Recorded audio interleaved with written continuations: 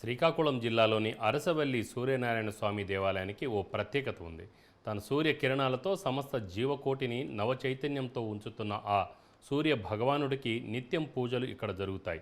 సూర్యుడిని పూజించిన వారికి అన్ని కష్టాలు తొలగి హర్షంలో ఉంటారు కాబట్టే